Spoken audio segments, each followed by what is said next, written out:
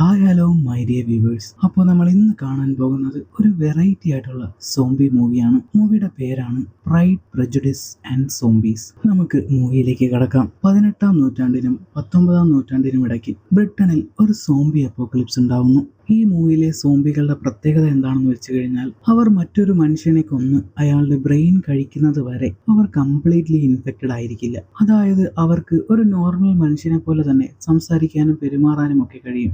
ഈ ഒരു സോംബി അപ്പോക്കലിപ്സിന് ശേഷം എല്ലാവരെയും രക്ഷിക്കാൻ വേണ്ടി ലണ്ടന് ചുറ്റും ഗവൺമെന്റ് ഗ്രാൻഡ് ബാരിയർ എന്ന് പറയുന്ന ഒരു വൻ മതിൽ പണിയുന്നു. അതിനുശേഷം ഗ്രാൻഡ് ബാരിയറിന് പുറത്ത് കുറച്ച് വില്ലേജസിനെയും കൂടെ ഇൻക്ലൂഡ് ചെയ്ത് അതിനെയും ചുറ്റിക്കൊണ്ട് റോയൽ കനാൽ എന്ന് പറയുന്ന ഒരു കനാൽ ഉണ്ടാക്കുന്നു.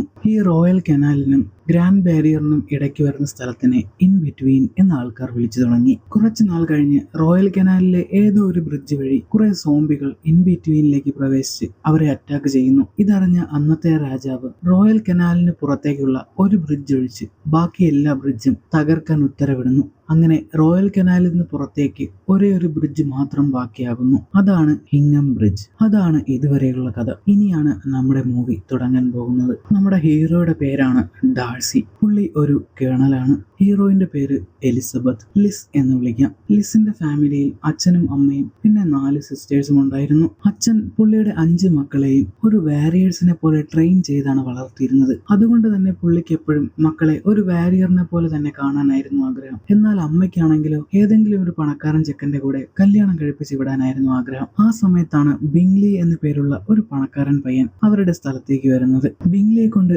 തന്റെ ഏതെങ്കിലും മകളെ കല്യാണം കഴിപ്പിക്കണം എന്ന് തീരുമാനിച്ച ലിസിന്റെ അമ്മ അവരുടെ എല്ലാ മക്കളെയും കൂട്ടി ബിങ്ലിയുടെ പാർട്ടി അറ്റൻഡ് ചെയ്യും. അവിടെ വെച്ച് ഹീറോയിൻ നമ്മുടെ ഹീറോയെ കാണും. ലിസിന് ഹീറോയോട് ഒരു അട്രാക്ഷൻ തോന്നി തുടങ്ങും. അതുപോലെ ബിങ്ലിക്ക് ലിസിന്റെ സിസ്റ്ററായ ജെയിനോടും അട്രാക്ഷൻ തോന്നും. ഡാർസി ഒറ്റയ്ക്ക് നിൽക്കുന്നത് കണ്ട് ബിങ്ലി ലിസിനെ ഡാർസിക്ക് സജസ്റ്റ് ചെയ്യും. എന്നാൽ ഡാർസി ലിസിനെ കാണാൻ എത്ര പോരെന്നും പറഞ്ഞ് അത് റിജക്ട് ചെയ്യും. അത് തൊട്ടടുത്ത് നിൽക്കുന്ന ലിസ് കേൾക്കും. ലിസിന് ഡാർസിയോട് ദേഷ്യമാവും. കുറച്ചു കഴിഞ്ഞ് ആ പാർട്ടി നടക്കുന്ന സ്ഥലത്തേക്ക് കുറെ സോംബികൾ വരും. ഡാർസി എന്തെങ്കിലും ചെയ്യുന്നതിന് മുന്നേ തന്നെ ലിസും അവരുടെ സിസ്റ്റേഴ്സും ചേർന്ന് എല്ലാ സോംബിയെയും ഫൈറ്റ് ചെയ്ത് തോൽപ്പിക്കും. ഡാർസിക്ക് ഇതെല്ലാം കണ്ട് ലിസിനോട് ഒരു അട്രാക്ഷൻ തോന്നി തുടങ്ങും. ഈ സംഭവത്തിന് ശേഷം കുറച്ച് ദിവസം കഴിഞ്ഞ് ലിസിന്റെ ഫാമിലിയിലേക്ക് കോളിൻസ് എന്ന് പറയുന്ന ഒരാൾ വരും. അന്നത്തെ ബ്രിട്ടനിലെ റൂൾ അനുസരിച്ച് അച്ഛന്റെ സ്വത്തുക്കളൊന്നും പെൺമക്കൾക്ക് അനുഭവിക്കാൻ കഴിയില്ലായിരുന്നു.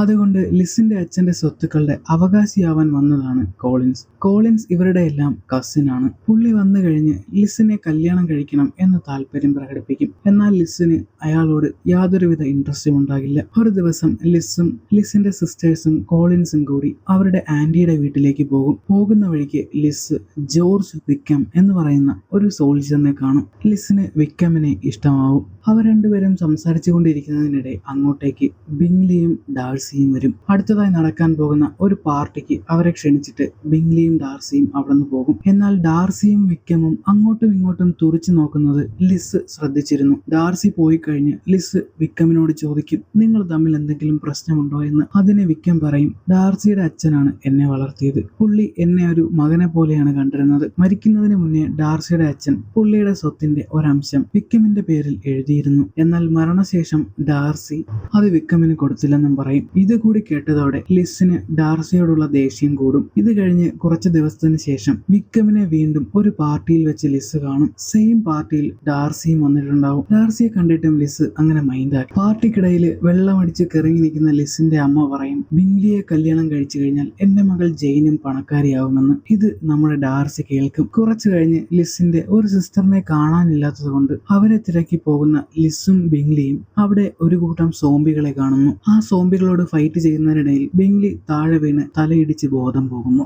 ആ സമയം അവിടേക്ക് വന്ന ഡാർസി ലിസിനോട് കൂടി ചേർന്ന് ബാക്കി സോംബികളെ എല്ലാം കൊന്ന് ബിങ്ലിയെ രക്ഷിക്കുന്നു. ഡാർസി ബിങ്ലിയുടെ ഏറ്റവും അടുത്ത സുഹൃത്തായതുകൊണ്ട് തന്നെ അവന്റെ സേഫ്റ്റിക്ക് വേണ്ടി അടുത്ത ദിവസം തന്നെ ബിങ്ലിയെ തിരിച്ച് ലണ്ടനിലേക്ക് കൂട്ടിക്കൊണ്ടു പോകുന്നു. ഇതറിഞ്ഞ ജെയിന് ഒരുപാട് സങ്കടമാകുന്നു. ഒരു ദിവസം ബ്രേക്ക്ഫാസ്റ്റ് കഴിച്ചുകൊണ്ടിരിക്കുന്നതിനിടെ ലിസിനെ കോളിൻസ് വന്ന് പ്രപ്പോസ് ചെയ്യും. എന്നാൽ ലിസ് അതിന് താല്പര്യമില്ലെന്ന് പറയും. ഹീറോയിൻ ഒരു പ്രപ്പോസൽ വേണ്ടെന്ന് വെച്ചത് കേട്ട് അവളുടെ അമ്മയ്ക്ക് ദേഷ്യം വരും. അവര് ലിസിനെ വഴക്ക് പറയാൻ തുടങ്ങും. ഇത് കേട്ട് ദേഷ്യപ്പെട്ട് ലിസ് അവിടെ നിന്ന് ഇറങ്ങിപ്പോകും. പോകുന്ന വഴിയിൽ കുറച്ചു മുന്നേ ആയി ലിസ് വിക്കമിനെ കാണും. വിക്കം ലിസിനെ ഒരു സീക്രട്ട് പ്ലേസ് കാണിച്ചു തരാമെന്ന് പറഞ്ഞ് വിളിച്ചുകൊണ്ട് പോകും. കുറച്ച് ദൂരെയായിട്ടുള്ള ഒരു ചർച്ച്, സെയിന്റ് ലാസറസ് എന്നാണ് ആ ചർച്ചിന്റെ പേര്. വിക്കം ലിസിനെ ആ ചർച്ചിനകത്തേക്ക് കൂട്ടിക്കൊണ്ടു പോകും. അകത്ത് ചെന്ന് കുറച്ചു കഴിയുമ്പോൾ ലിസിന് മനസ്സിലാകും അവിടെയുള്ളവരെല്ലാം സോംബികളാണെന്ന്. ഇത് കണ്ട് ഷോക്കായി നിൽക്കുന്ന ലിസിനോട് വിക്കം പറയും, ഇവരൊന്നും കംപ്ലീറ്റ്ലി ഇൻഫെക്റ്റഡ് ആയിട്ടുള്ള സോംബികളല്ല. ഇവരൊക്കെ മനുഷ്യന്റെ ബ്രെയിൻ കഴിക്കുന്നതിന് പകരം പന്നിയുടെ ബ്രെയിൻ ആണ് കഴിക്കുന്നത്. അതുകൊണ്ട് തന്നെ ഇവർക്ക്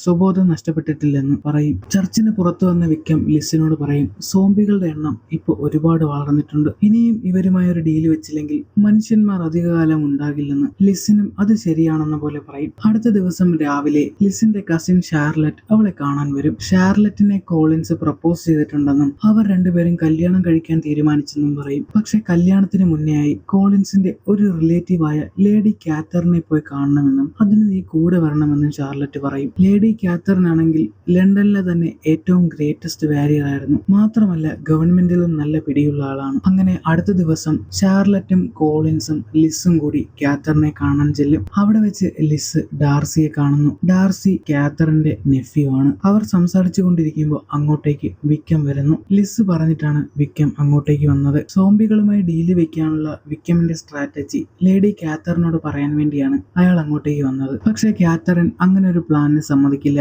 പകരം വിക്കമിനെ കളിയാക്കും.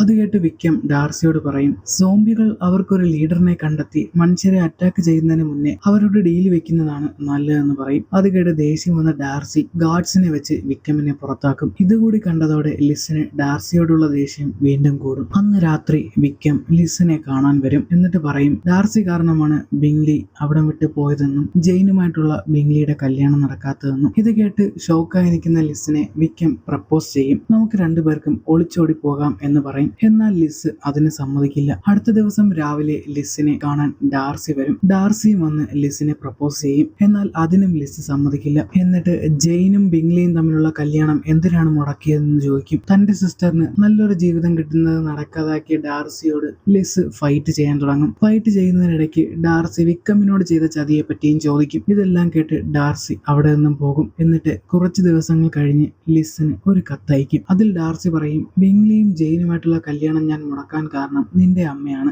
അന്ന് ആ പാർട്ടിയിൽ വെച്ച് നിന്റെ അമ്മ പറയുന്നത് കേട്ടപ്പോൾ എനിക്ക് തോന്നി ജെയിൻ ബിങ്ലിയെ സ്നേഹിക്കുന്നത് അവന്റെ പണത്തിന് വേണ്ടി മാത്രമാണെന്ന്. അതുകൊണ്ടാണ് ഞാൻ ആ കല്യാണം മുടക്കിയതെന്ന്. പിന്നെ വിക്കമിന്റെ കാര്യം, വിക്കമിന് എന്റെ അച്ഛൻ കൊടുക്കാൻ ഉദ്ദേശിച്ചതിലും കൂടുതൽ ഞാൻ കൊടുത്തിട്ടുണ്ട്. അതെല്ലാം അവൻ കൊണ്ട് തുലച്ചു കളഞ്ഞു. പിന്നെയും ചോദിച്ചപ്പോഴെല്ലാം കൊടുത്തു. അവസാനം ഒരു ലിമിറ്റ് കഴിഞ്ഞപ്പോൾ ഞാൻ പറ്റില്ല എന്ന് പറഞ്ഞു. അതാണ് നമ്മൾ തമ്മിലുള്ള പ്രശ്നത്തിന് കാരണം. എന്നിട്ട് വർഷങ്ങൾക്ക് ശേഷം എന്നോടുള്ള ദേഷ്യം വെച്ചും എന്റെ അനിയത്തിയുടെ സ്വത്ത് കണ്ടിട്ടും അവളെ കബളിപ്പിച്ച് കടത്തിക്കൊണ്ടു പോകാൻ നോക്കി. പക്ഷെ തക്ക സമയത്ത് തന്നെ ഡാർസി അത് തടയും. ഇതെല്ലാം വായിച്ച ലിസിന് സത്യാവസ്ഥ മനസ്സിലാകും. ഈ സമയം ഗ്രാൻഡ് ബാരിയറിനുള്ളിലേക്ക് സോംബികൾ കയറി കഴിഞ്ഞിരുന്നു. ലണ്ടൻ സോംബികളുടെ പിടിയിലായി. ഇതിനിടയ്ക്ക് ഒരു ദിവസം ലിസിന്റെ ഏറ്റവും ഇളയ സിസ്റ്ററായിട്ടുള്ള ലിഡിയയെ വിക്കം കടത്തിക്കൊണ്ടു പോകുന്നു. ഇതറിഞ്ഞ ലിസും ജെയിനും അവളെ രക്ഷിക്കാൻ വേണ്ടി പുറപ്പെടും. എന്നാൽ സോംബി അപ്പോക്ലിപ്സിൽ നിന്നും രക്ഷപ്പെടാൻ വേണ്ടി അവർ പോകുന്ന വഴിക്കുള്ള ബ്രിഡ്ജ് അടുത്ത ദിവസം രാവിലെ തന്നെ പൊളിച്ചു കളയുമെന്ന് അവിടെ നിൽക്കുന്ന സോൾജേഴ്സ് ലിസിനോടും ജെയിനോടും പറയും. എന്നാൽ ലിഡിയയെ രക്ഷിക്കാൻ വേണ്ടി അവർ രണ്ടുപേരും ആ ബ്രിഡ്ജ് കടന്നു പോകും. ബ്രിഡ്ജ് കടന്ന് കുറച്ചു ദൂരം ചെല്ലുമ്പോഴേക്കും അവർ ബിങ്ലിയെയും ഡാർസിയെയും കാണും.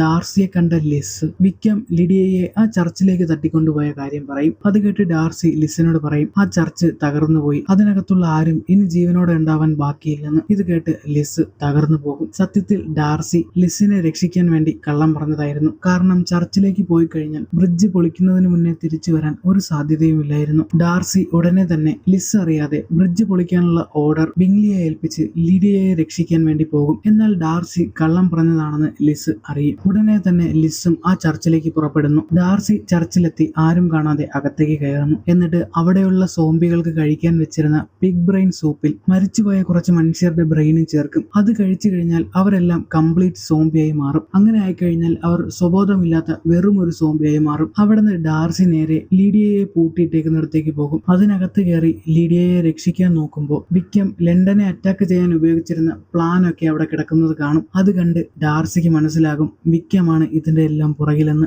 ആ സമയം വിക്രം അങ്ങോട്ടേക്ക് വരും. എന്നിട്ട് ഡാർസിക്ക് നേരെ ഷൂട്ട് ചെയ്യും. സെല്ലിനകത്തിരിക്കുന്ന ഡാർസിക്ക് വെടി കൊള്ളില്ല. എന്നാൽ വെടിവെച്ച സൗണ്ട് കേട്ട് മുകളിൽ കംപ്ലീറ്റ് ആയിട്ട് ഇൻഫെക്റ്റഡ് ആയ സോംബികളെല്ലാം താഴേക്ക് ഇറങ്ങി വരും. അത് കണ്ട് വിക്രം അവിടെ നിന്ന് രക്ഷപ്പെടും. ഡാർസി ആണെങ്കിൽ ലിഡിയയെയും കൂട്ടി സെല്ലിന് പുറത്ത് കിടക്കും. എന്നിട്ട് അവളെ ഡാർസിയുടെ കുതിരപ്പുറത്ത് കയറ്റി ലിസിനടുത്തേക്ക് പറഞ്ഞയക്കും. ആ സമയം വിക്രം അങ്ങോട്ടേക്ക് വരും. വിക്രമും ഡാർസിയും ഫൈറ്റ് ചെയ്യും. ഡാർസി വിക്രമിന്റെ ഹാർട്ടിലേക്ക് കത്തി കുത്തി ഇറക്കുമെങ്കിലും വിക്രമിന് ഒന്നും പറ്റില്ല. അപ്പോഴാണ് ഡാർസിക്ക് മനസ്സിലാവുന്നത് വിക്രം ഓൾറെഡി ഇൻഫെക്റ്റഡ് ആണെന്ന്. അവൻ ഡാർസിയെ കൊല്ലാൻ ഒരുങ്ങുമ്പോഴേക്കും ലിസ് അങ്ങോട്ടേക്ക് വന്ന് വിക്രമിനെ കൊല്ലും. എന്നിട്ട് ഡാർസിയെ രക്ഷിക്കും. ഈ സമയം ലിഡിയ ബ്രിഡ്ജിനപ്പുറത്ത് ബിങ്ലിയുടെ അടുത്ത് എത്തിയിരുന്നു. അവരെല്ലാരും ലിസിനും ഡാർസിക്കും വേണ്ടി വെയിറ്റ് ചെയ്യും. എന്നാൽ ബ്രിഡ്ജ് പൊളിക്കേണ്ട സമയം കഴിഞ്ഞിട്ടും അവരെ കാണാത്തത് കൊണ്ടും സോംബികളെല്ലാം വന്നു തുടങ്ങിയത് കൊണ്ടും ബിങ്ലി ബ്രിഡ്ജ് ബ്ലാസ്റ്റ് ചെയ്യാനുള്ള ഓർഡർ കൊടുക്കും. പക്ഷേ ബ്രിഡ്ജ് ബ്ലാസ്റ്റ് ആയി തുടങ്ങുന്നതിന് മുന്നേ തന്നെ ലിസ് ബിങ്ലിയുമായി വരും. അവർ രണ്ടുപേരും തലനാരിഴയ്ക്ക് ആ ബ്ലാസ്റ്റിൽ നിന്നും രക്ഷപ്പെടും. എല്ലാവരും സേഫായി. ഈ സംഭവത്തിന് ശേഷം കുറച്ച് ദിവസങ്ങൾ കഴിഞ്ഞ് ബിങ്ലി ജെയിനെ പ്രപ്പോസ് ചെയ്യും. അതുപോലെ തന്നെ ഡാർസി ലിസിനെയും. അവർ രണ്ട് കപ്പിൾസും കല്യാണം കഴിക്കുന്നു. The end. അങ്ങനെയാണോ നിങ്ങൾ വിചാരിച്ചത്?